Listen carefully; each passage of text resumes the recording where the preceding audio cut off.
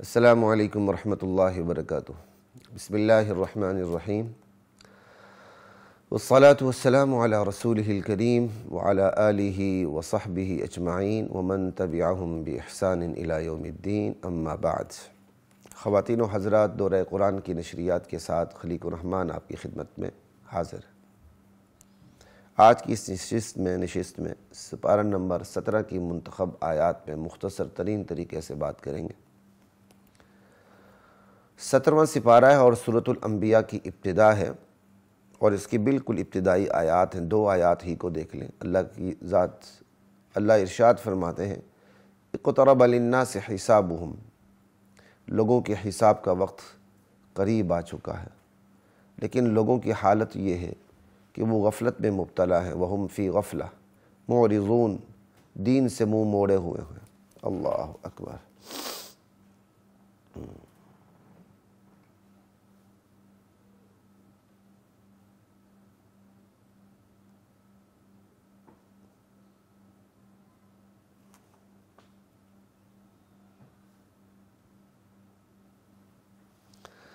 اللہ اکبر۔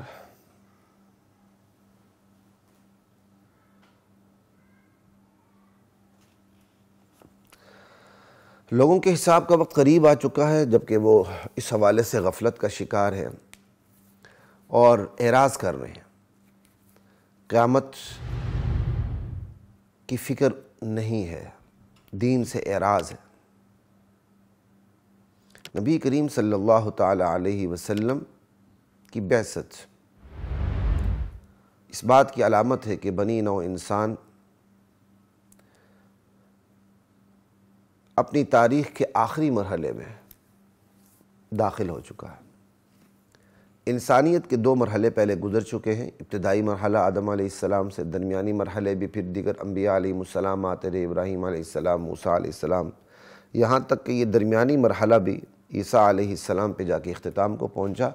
نبی علیہ السلام چونکہ آخری نبی، آخری رسول، آپ کے بعد کسی نبی نے آنا نہیں، آپ کے بعد کسی رسول نے آنا نہیں، آپ کے بعد کسی امت نے آنا نہیں، تو نبی علیہ السلام کا آخری بن کے آ جانا یہ بہت بڑی علامت ہے کہ انسانیت قیامت کے بہت قریب آ چکی ہے اور دنیا کے وہ آخری مرحلے میں داخل ہو چکی ہے، لیکن لوگ اس حوالے سے غفلت کا شکار ہیں، اعراض کر رہے ہیں۔ ما یأتیہم من ذکر من ربہم محدث، کوئی بھی ذکر ان کے پروردگار کی طرف سے آتا ہے نیا،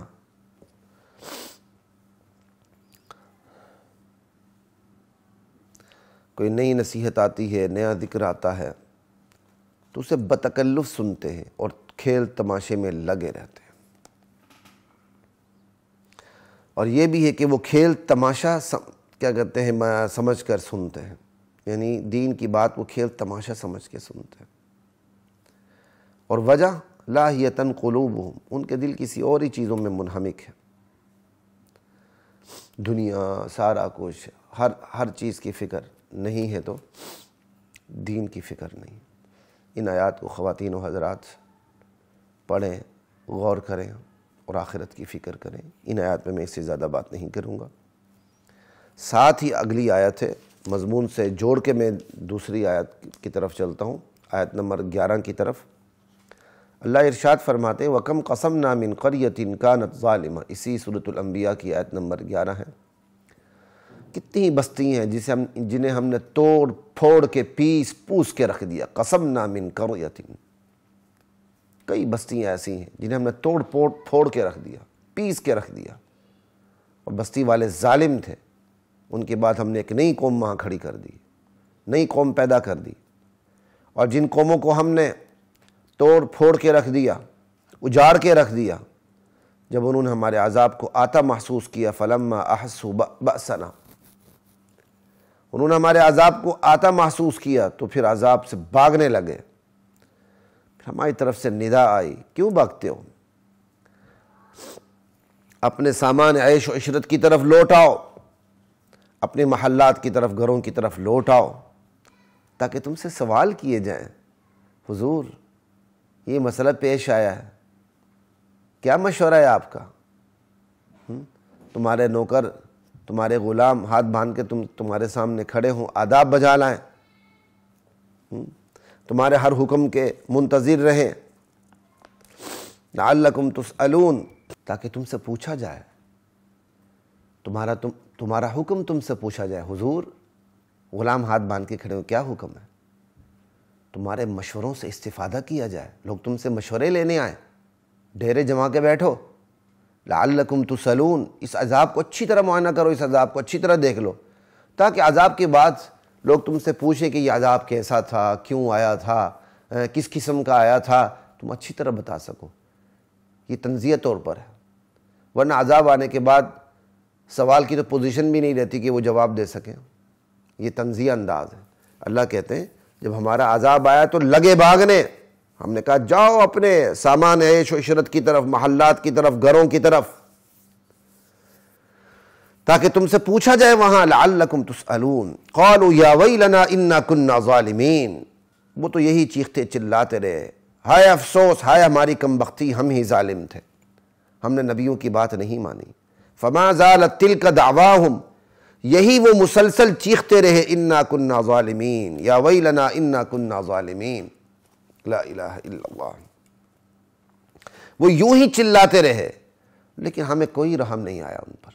حتی جعلناہم حصیدا خامدین، ہم نے بالکل انہیں کٹی کھیتی کی طرح تباہ و برباد کر کے، نیست و نابود کر کے رکھ دیا۔ وما خلقنا السماوات والارض وما بینہما لاعبین، یاد رکھو میرے بندو، ہم نے آسمان و زمین اور اس کے درمیان جو کچھ ہے وہ بیکار پیدا نہیں کیا، مقصد ہے، اور مقصد انبیاء لے کر آئے ہیں کہ ہمارا مقصد کیا ہے اس دنیا میں، اس دنیا کو بنانے کا اور اس میں تمہیں بھیجنے کا۔ اس مقصد پہ اپنی زندگی گزارو گے، سب کچھ تمہارا ہے، وگرنہ ہار ہی ہار ہے۔ یہ ہے جی آیت نمبر 16 تک میں نے آپ کے سامنے اس کا مختصر سا خلاصہ رکھ دیا، 11 سے لے کر سورہ انبیاء کا۔ آگے یہی آیت ہے 22 نمبر سورہ انبیاء کی، لَوْ كَانَ فِيهِمَا آلِهَةٌ إِلَّا اللَّهُ لَفَسَدَتَا، کائنات میں اگر زمین و آسمان میں اللہ کے سوا بھی کوئی معبود ہوتا، مشکل کشا ہوتا، حاجت روا ہوتا، تقدیر کا مالک ہوتا، تو یہ زمین و آسمان بگڑ جاتے، تباہ و برباد ہو جاتے، کیونکہ ایک اللہ اپنا آرڈر جاری کرتا، دوسرا اللہ اپنا آرڈر جاری کرتا۔ یہ پوری کائنات جو ایک سمت میں جا رہی ہے اور یہ بگڑتی نہیں ہے، اور اس کے اندر سب کچھ ایک خاص شیڈیول اور طریقے کے مطابق ہو رہا ہے، یہ پوری کائنات اس پر گواہ ہے کہ اللہ صرف ایک ہے، معبود صرف ایک ہے، الہ صرف ایک ہے۔ فسبحان اللہ رب العرش عما یصفون، عرش عظیم کا مالک جو اللہ ہے، عرش عظیم کا جو رب اللہ ہے، وہ شرک سے پاک ہے، شریکوں سے پاک ہے۔ یہ ایک سورۃ الانبیاء کی آیت نمبر 22 ہو گئی، اور اسی سورہ انبیاء کی آیت نمبر 25 کو بھی دیکھ لیں، وَمَا أَرْسَلْنَا مِن قَبْلِكَ مِن رَسُولٍ إِلَّا نُوحِي إِلَيْهِ أَنَّهُ لَا إِلَهَ إِلَّا أَنَا فَاعْبُدُونِ، ہم نے میرے نبی آپ سے پہلے جتنے بھی رسول بھیجے، ہم نے ان کی طرف یہی وحی کی کہ اللہ کے سوا کوئی الہ نہیں، میرے سوا کوئی الہ نہیں، لا الہ الا انا، جب میں ہی معبود ہوں تو عبادت صرف میری ہی کرنی، بس اور کسی کی عبادت نہیں کرنی۔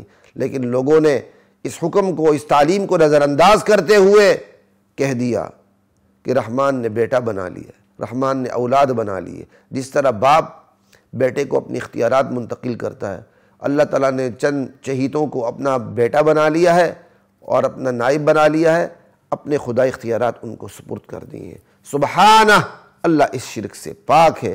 بل عباد مکرمون، جن تم نیک ہستیوں کو اللہ کا بیٹا بناتے ہو، وہ اللہ کے بیٹے نہیں، وہ تو اس کے بندے ہیں، عزت والے بندے ہیں، لا الہ الا اللہ، باعزت بندے ہیں۔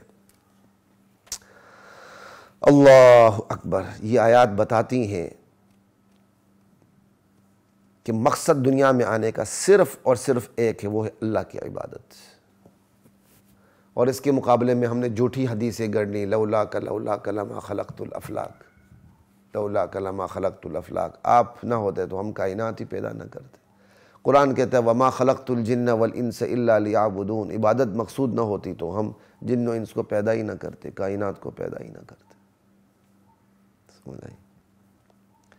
تو کائنات کی تخلیق، وجہ تخلیق کائنات، باعث تخلیق کائنات صرف اللہ کی توحید ہے. بس اسی اللہ کی توحید کے لیے نبیوں کو بھیجا گیا. اور ہم نے کیا کہہ دیا؟ نبی علیہ السلام کے لیے کائنات تخلیق ہوئی ہے. پھر سوال یہ کہ نبی علیہ السلام کیوں تخلیق ہوئے ہیں؟ تو وہی کہ یہی قرآن جواب دیتا ہے کہ ہم نے جتنے رسول بھیجے اسی لیے بھیجے ہیں کہ عبادت ایک اللہ کی جائے. بس آئے کاش ہمیں سمجھ آ جائے. آگے چلتے ہیں سورۃ الانبیاء کی آیت نمبر 51 سے لے کر 73 تک ابراہیم علیہ السلام کا پھر تذکرہ ہے، اس کا میں خلاصہ بیان کر دیتا ہوں. وَلَقَدْ آتَيْنَا إِبْرَاهِيمَ رُشْدَهُ مِنْ قَبْلُ وَكُنَّا بِهِ عَالِمِينَ. ہم نے ابراہیم، اپنے بندے ابراہیم کو حق کے راستے کی طرف ہدایت کی تھی اور ہم اس کے اخلاص سے خوب واقف تھے. وَكُنَّا بِهِ عَالِمِينَ. اللہ تعالیٰ نے ابراہیم کا تذکرہ کرنے سے پہلے ابراہیم کی تعریف کی، ابراہیم کا دفاع کیا، کیونکہ اللہ کو پتہ تھا میرے بندے ایسے آئیں گے جو ابراہیم کے کیے کاموں پر تنقید کریں گے. ابراہیم کے نام سے کرے نہ کرے، کسی اور نام سے ضرور تنقید کریں گے. اس رکوع کے اندر ابراہیم علیہ السلام کے اس عمل کا تذکرہ ہے جس عمل میں آپ نے بتوں کو توڑا تھا. قوم چلی گئی اپنی مصروفیات میں، میلے ٹھیلے میں، ابراہیم علیہ السلام گھس گئے مندر میں، بتوں کو توڑ کے جو سب سے بڑا بت تھا اس کو صحیح سلامت ایسے ہی رکھ دیا. لا الہ الا اللہ. قوم آئی، دیکھا یہ کیا ہمارے معبودوں کے ساتھ یہ کام کس نے کیا؟ لوگوں نے کہا ایک لڑکا ہے، ایک نوجوان ہے جو اس کا ذکر کرتا رہتا ہے. سمعنا فتى يذكرهم يقال له ابراہیم، ایک جوان ہے جو بولتا رہتا ہے انہی کے خلاف. اس کو لایا گیا، کہا بتاؤ تم نے کیا؟ اس نے کہا اس بڑے نے کیا. قال بل فعلوا كبيرهم هذا، یہ طنزیہ انداز تھا. اس بڑے بت نے کیا ہے، پوچھو نا اس سے. فَسَأَلُوهُمْ إِنْ كَانُوا يَنْطِقُونَ، یہ جو ٹوٹے پڑے ان سے پوچھ لو اگر یہ بولتے ہیں تو. ان کو سمجھ لگ گئی، جو اپنے آپ کو بچا نہیں سکے وہ ہمیں کیسے بچائیں گے. انہوں نے اپنے سروں کو جھکا لیا، شیطان نے پٹی بڑھائی، پھر انہوں نے سروں کو اٹھایا، کہا ابراہیم تم جانتے ہو یہ بولتے نہیں ہیں، بڑے شریف ہیں، بولتے نہیں ہیں. واہ واہ کیا بات ہے. اللہ اکبر. ابراہیم علیہ السلام نے کہا رہے تم اللہ کو چھوڑ کر ان کو پوچھتے ہو جو تمہیں نفع نہیں دے سکتے. اللہ اکبر. اور نہ تمہیں نقصان دے سکتے. اف لکم، تف ہے تمہارے اوپر اور ان پر جنہیں تم پوجتے ہو، عبادت کرتے ہو جن کی اللہ کو چھوڑ کے. وَلِمَا تَعْبُدُونَ مِن دُونِ اللَّهِ أَفَلَا تَعْقِلُونَ. پھر بھی تم نہیں سمجھتے، جو اپنے آپ کو بچا نہ سکے وہ تمہیں کیسے بچائیں گے. انہوں نے کہا بس جلاؤ اس کو. قالوا حرقوه وانصروا آلهتكم ان كنتم فاعلین. کہا جلاؤ ابراہیم کو، اپنے معبودوں کی مدد کرو. کیسے معبود ہے؟ معبودوں کی مدد کی جا رہی ہے. معبود اس لیے ہوتا ہے کہ اس کی مدد کی جائے، یا اس لیے ہوتا ہے کہ وہ مدد کرے. مشرک کی جب عقل پہ مار پڑتی ہے نا، عقل پہ مار پڑتی ہے تو پھر وہ ایسی باتیں کرتا ہے. مشرک کی تو ویسی ہی عقل ختم ہو چکی ہوتی ہے، وہ اپنی ساری عقل سے شرک کا کام لے رہا ہوتا ہے. کہا جلاؤ اس کو، اپنے معبودوں کی مدد کرو اگر تمہیں کچھ کرنا ہے. اللہ اکبر. ان کنتم فاعلین، اگر تم کوئی کام کرنا چاہتے ہو تو بس یہی کام ہے. اللہ تعالیٰ نے اسی آگ کو گل و گلزار بنا دیا. قلنا یا نار کونی بردا وسلاما علی ابراہیم وارادوا به کیدا فجعلناهم الاخسرین. یہ سارا ابراہیم علیہ السلام کے اس عمل کا تذکرہ ان آیات کے اندر ہے. سورۃ الانبیاء کے آیت نمبر 51 سے 73 تک اس کا تذکرہ ہے، جس میں ابراہیم علیہ السلام نے بتوں کو توڑا. تو طالبان نے بھی بامیان کے اندر بتوں کو توڑا تھا. وہ ابراہیم علیہ السلام کی سنت کو زندہ کیا تھا. اس لیے بامیان میں جو طالبان نے بتوں کو توڑا اس پر تنقید کیا کوئی جواز نہیں نکلتا. یہ بات یاد رکھیے گا. اس پر جب ہم انشاءاللہ مفصل بات کریں گے تو اس وقت جا کے بات کریں گے، اللہ تعالیٰ نے چاہا، جب ہم قرآن کریم کی مفصل تفصیل شروع کریں گے. سورہ انبیاء کے منتخب آیات ختم ہو رہی ہیں، 17واں سپارہ چل رہا ہے. سورہ حج کی طرف ہم چلتے ہیں. سورہ حج کی آیت نمبر 41 ہے.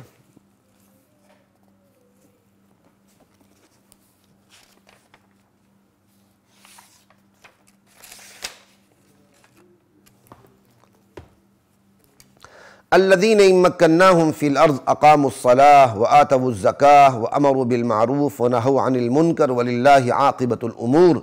اللہ تعالیٰ ان لوگوں کے بارے میں بتا رہے ہیں جن کو اللہ قوت دیتے ہیں، زمین پر اختیارات دیتے ہیں، طاقت دیتے ہیں، خلافت دیتے ہیں، حکومت دیتے ہیں، تو وہ کرتے کیا ہیں کہ وہ نماز قائم کرتے ہیں، وہ زکوٰۃ ادا کرتے ہیں، پھر خود صرف نہیں کرتے، دوہری ذمہ داری پوری کرتے ہیں، وَأَمَرُوا بِالْمَعْرُوفِ وَنَهَوْا عَنِ الْمُنْكَرِ، نیکی کا حکم دیتے ہیں، برائیوں سے روکتے ہیں، جو کام خود کرتے ہیں اس کا حکم جاری کرتے ہیں، اور پھر برائیوں سے روکتے ہیں، یہ کام ہے۔ اور یہ ان آیات کا مصداق سب سے پہلے صحابہ کرام بنے، تابعین بنے، تبع تابعین بنے، اللہ اکبر کبیرہ، خلفاء کا ایک طویل سلسلہ چل نکلا۔ اللہ ہمارے حکمرانوں کو ان آیات کا مصداق بنائے، اور جن کی تقدیر میں ان آیات کا مصداق بننا نہیں ہے، اللہ تعالیٰ ان رکاوٹوں کو ہم سے دور فرما دے، آمین۔ اللہ اکبر۔ آگے آیت نمبر 45 ہے سورہ حج کی۔ فَكَأَيٍّ مِّن قَرْيَةٍ أَهْلَكْنَاهَا وَهِيَ ظَالِمَةٌ، بہت سی بستیاں ہیں جنہیں ہم نے ہلاک کر دیا اور وہ ظالم تھی، آج وہ اپنی فَهِيَ خَاوِيَةٌ عَلَىٰ عُرُوشِهَا، وہ گری پڑی ہیں اپنی چھتوں کے اوپر، اپنے چھتوں پر گری پڑی ہیں، اپنے چھتوں پر اجڑی ہوئی ہیں، گری پڑی ہیں اپنی چھتوں پر، اور کتنے ہی بیکار کنویں پڑے ہوئے ہیں، کتنے ہی کیا کہتے ہیں محلات چونے گچ کے ویران پڑے ہوئے ہیں۔ اللہ اکبر، بستیاں اجاڑ ہو گئیں، کنویں ویران ہو گئے، بیکار ہو گئے، محلات ویران ہو گئے۔ اللہ تعالیٰ نے بستیوں کو ان کی بدعمالیوں کی بدولت تباہ و برباد کر کے رکھ دیا۔ اور اگلی ایک آیت نمبر 48 سورہ حج کی، وَكَأَيٍّ مِّن قَرْيَةٍ أَمْلَيْتُ لَهَا، کتنی ہی بستیاں ہیں جن کے گناہوں کے باوجود ہم نے ان کو مہلت دی، وَهِيَ ظَالِمَةٌ، وہ ظالم تھی پھر بھی ہم نے مہلت دی، پھر ہم نے ان کو پکڑ لیا، دبوچ لیا، ثُمَّ أَخَذْتُهَا، پھر لوٹ کے تو پھر ہماری طرف آنا ہے، کہیں اور تو کوئی جا بھی نہیں سکتا۔ یعنی جن بستیوں کو ہلاک کیا، اللہ نے ہلاکت سے پہلے انہیں مہلت دی۔ یہ ہے خدا کا قانون مہلت، قانون مکافات عمل سے پہلے خدا کا قانون مہلت کام کرتا ہے۔ اللہ کسی بھی قوم کو، کسی بھی فرد کو فوراً نہیں پکڑتے، فوراً نہیں دبوچتے، بلکہ اسے موقع دیتے ہیں، مہلت دیتے ہیں۔ خدا کے علم میں ہر فرد کی، ہر معاشرے کی، ہر قوم کی ایک خاص مہلت ہوتی ہے۔ گناہوں کے باوجود اللہ انہیں ڈیل دیتے ہیں کہ آج سمجھیں گے، کل نہیں تو کل، کل نہیں تو کل، کل نہیں تو کل۔ تو جس فرد کی، قوم کی، معاشرے کی مہلت جو خدا نے مقرر کی ہوتی ہے اپنی اختتام کی پہنچتی ہے، اور پھر بھی وہ نصیحت نہیں لیتے، تو اللہ اسے تباہ و برباد کر کے اڑا دیتے ہیں، خس و خاشاک بنا دیتے ہیں۔ یہ تھی آیت نمبر 45 اور 48۔ اب چلتے ہیں آیت نمبر 72 سے 74 تک سورہ حج کی۔ یا ایھا الناس، لوگو، ضرب مثل فاستمعوا لہ، ایک مثال بیان کی جاتی ہے، کان لگا کے سنو۔ ان الذین تدعون من دون اللہ لن یخلقوا ذبابا، اللہ کو چھوڑ کر تم جن کو پکارتے ہو وہ ایک مکھی بھی پیدا نہیں کر سکتے۔ وَلَوِ اجْتَمَعُوا لَهُ، سارے کے سارے جمع ہو جائے پھر بھی ایک مکھی پیدا نہیں کر سکتے۔ اللہ کو چھوڑ کر تم جن کو پکارتے ہو، وہ جن کو پکارتے اس میں پیر، فقیر، نبی، ولی، امام الانبیاء سب آگے کہ ایک مکھی بھی سب مل کے بھی پیدا کرنا چاہیں تو نہیں کر سکتے۔ یہ صرف سمجھانے کے لیے، وگرنہ نبی تو یہ کام نہیں کرے گا، تخلیق کا کام کرنے کی نیت بھی نہیں کرے گا۔ اللہ کہتے ہیں اگر کوئی کرنا بھی چاہے نہیں کر سکتا۔ وَإِن يَسْلُبْهُمُ الذُّبَابُ شَيْئًا لَا يَسْتَنْقِذُوهُ مِنْهُ، مکھی پیدا کرنا تو درکنار، اگر مکھی ان لوگوں کے دسترخوان سے کوئی چیز چھین کے لے جائے اپنی خوراک بنا کے، اسے واپس نہیں لا سکتے۔ ایسی کمزور مخلوق سے مانگنے والا عقل میں کمزور، اور یہ خود مخلوق جن سے مانگا جا رہا ہے وہ دینے میں کمزور۔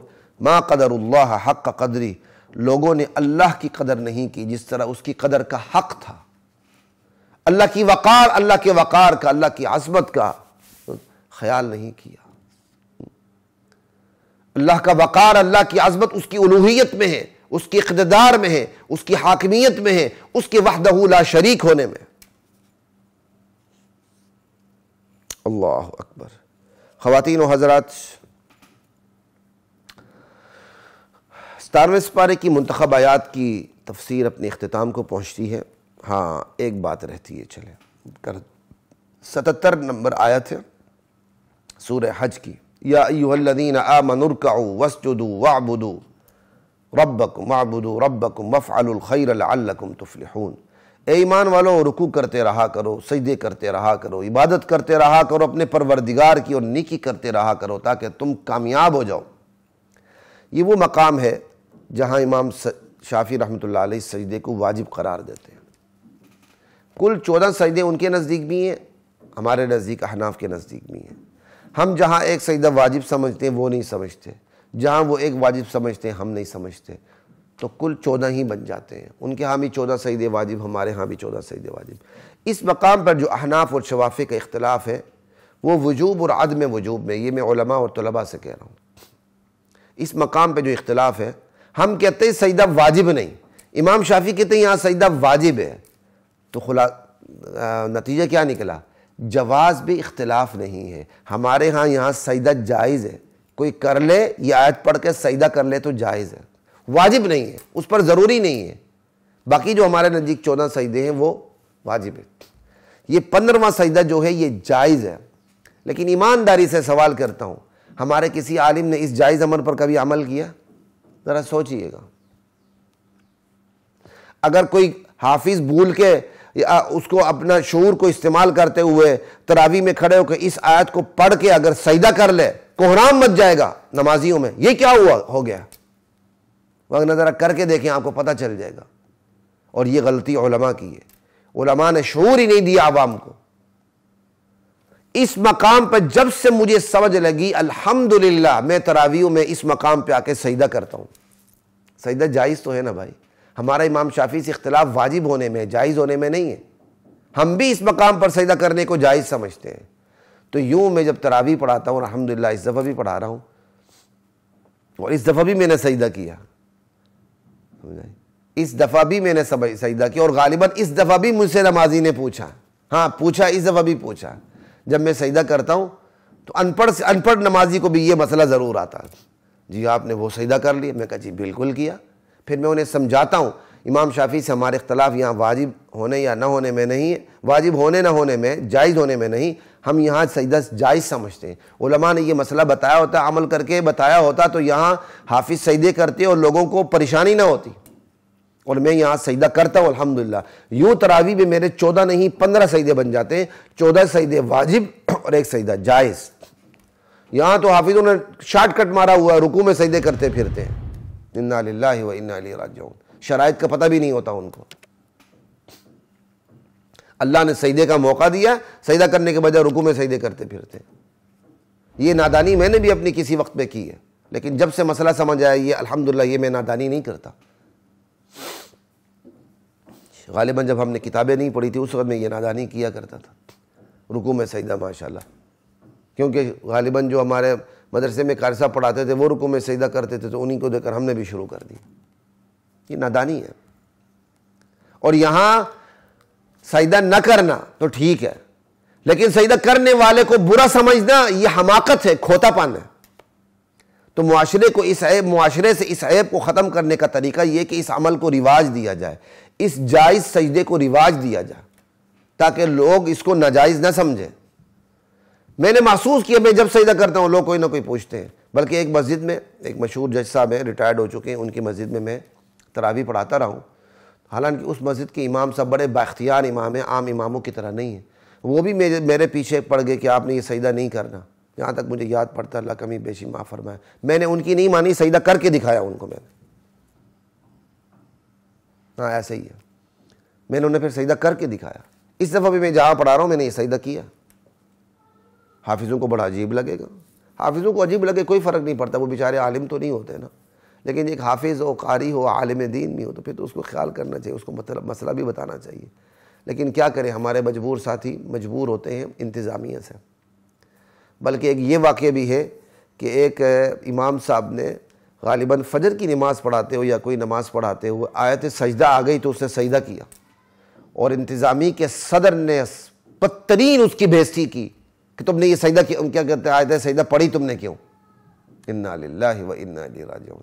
اور یہ بھی کس چیز کا نتیجہ ہے کہ ہمارے قاری صاحبان، ہمارے علماء جب رکعت پڑھتے ہیں، نماز پڑھاتے ہیں تو آیت سجدہ کے قریب بھی نہیں جاتے، بلکہ آیت سجدہ آ رہی ہوتی ہے نا، اس سے ایک آیت پہلے رکوع کرتے ہیں۔ اس کی مشہور میں آپ کو مثال دیتا ہوں، وَمَنْ أَحْسَنُ قَوْلًا مِّمَّنْ دَعَا إِلَى اللَّهِ وَعَمِلَ صَالِحًا۔ اس آیت کے آخر میں جہاں سجدہ آیت سجدہ آ رہا ہوتا ہے، ماشاءاللہ جو امام ہوتا ہے وہ ایک آیت یا دو آیت پہلے ہی رکوع میں چلا جاتا ہے، سجدہ کرنا ہی نہ پڑے۔ رواج دیں اس بات کو، عام نمازوں میں بھی آیت سجدہ پڑھ کے سیدھے سجدے میں جائیں، لوگوں کو پتہ چلے۔